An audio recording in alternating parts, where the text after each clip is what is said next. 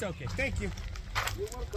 We are headed to the Rekmire and Sennefer's tombs.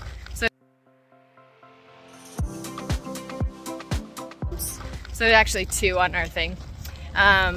So there are, I think, 6 different tombs here that you can enter. They range everywhere from £40 per entrance to £100 per entrance here in the Valley of the Nobles. So this is where you will find the tombs for people who were priests, and there's the Valley of the Artisans, which is different. Here you'll have like the workers, people who had status in the government, things like that. So we asked our driver, called a friend of his that does tours and said which one's the best. So it was huge help. So we got these ones. It's 40 lei per person for these 2 tombs together. So some of them are grouped and some of them are not. Interesting fact around this area, right near the valley, is actually there were houses here up until just not even that long ago. When did he say they pulled those houses down? In 2008. They started demolishing the houses because they were built into these tombs. So people have gone, cleared the tombs out, and built their houses in front. So especially from our hot air balloon, you can see where the foundations for these houses were. And it's actually a little bit crazy to see. So you can see the houses here. A few structures remain, but a lot of it is foundations where they have pulled them out. And now you can just see the city that was. But this hill used to be covered in homes right on top of the tombs of the nobles. As we walk up the hill, we'll explain. So the ticket office is not at the Valley of the Nobles. It's actually just around the corner. And that's where you can buy Medina Habu and a few other tickets for temples in the area. The Ramesses, which is right across the street, is Ramses Temple. But we decided to skip it. And instead we're walking up the hill. It's hot. Good thing that we're in decent shape. Anyway, we are, you buy your tickets over there.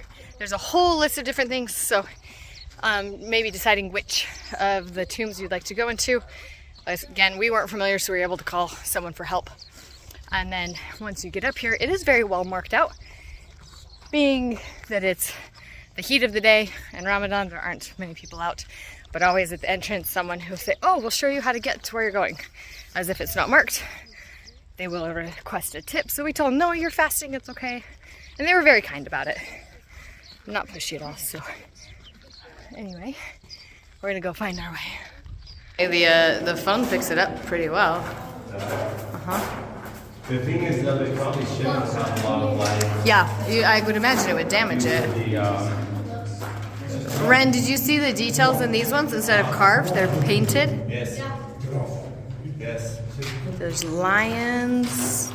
Yes. As I see.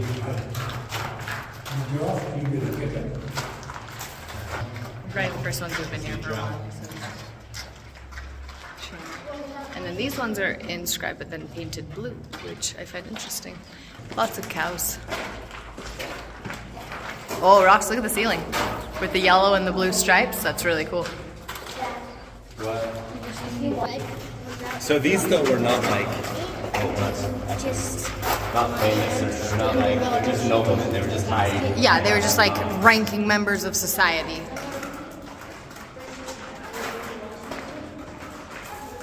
Hey, guys, do you see what he's... See how he's using the mirror for lights? And this one's interesting. Something that the ancient Egyptians did, which the caretaker here has done for us, is they use a piece of metal to reflect the light. So you can see up behind us, it actually adds a significant amount of light in this hall, and you can tell it was very well planned out that that's how it would be. And then you've got like the back of the tomb would be fully lit, whereas before he put it up, it was quite dark. This tomb is very different from that of like in the Valley of the Kings or the Valley of the Queens, but still very beautiful. And you got like the, make sure, you know, you got the boats to the afterworld, and it looks like representations of what he did for a living, which is really cool. So you can see he's got a mirror out here, and then a mirror here where it comes in, and then he can help direct the light a little bit so he can spotlight, which is as it was designed. So now that he's got the light here, you can see something rare about this tomb is that it's got, yeah, he's got the giraffe, you've got the oxen, the horses here, cheetahs. That looks like maybe a wolf.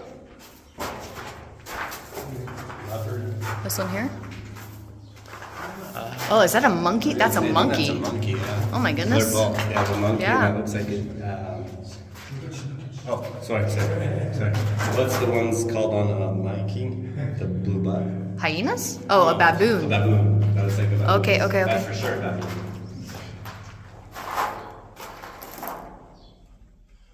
This is cool. And those are hamburgers.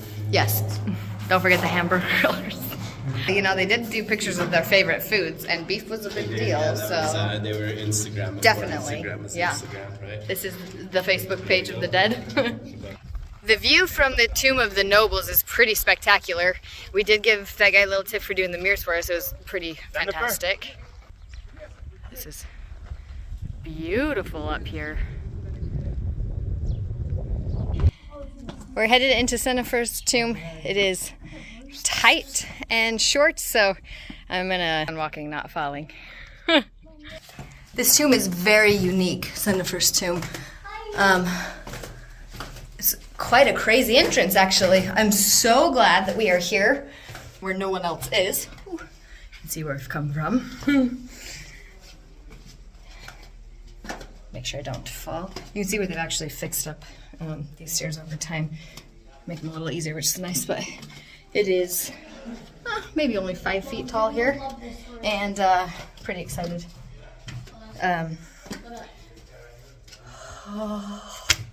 Okay, this is the best thing in the Valley of the Nobles. I have seen pictures of this, but I didn't know it was in Senefer's tomb. So, just telling you, the best ticket to buy here is Rachmire and Senefer, and I'll show you. Look at the ceiling. I'm freaking.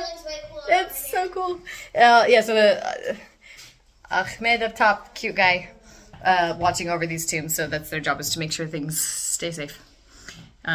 We told him he could stay. We won't touch anything because he's fasting, and that's a lot of stairs and a lot of heat for a guy observing Ramadan. Okay. This is really quite beautiful. This is pretty fantastic. So I'll show you. I can't even imagine what it would be like discovering a tomb like this, Oh wow! He's just not getting in here. This is really neat. This is neat.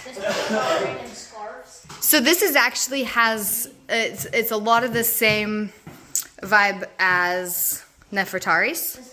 However, the lighting's actually better in here a little bit, and Nefertari's has nicer like the engravings, things like that, as opposed to just paint.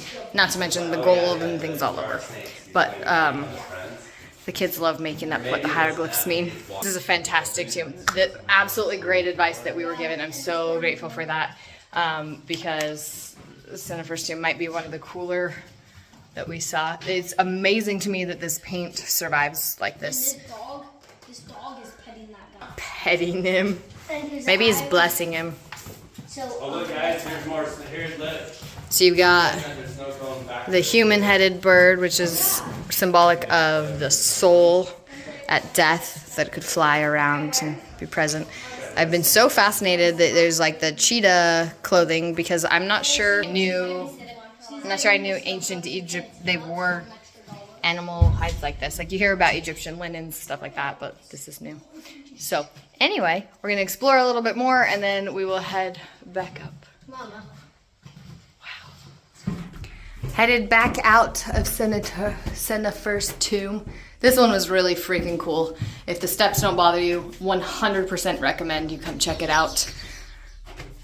tours through Luxor today on day 2 on Luxor. Make sure my head's clear.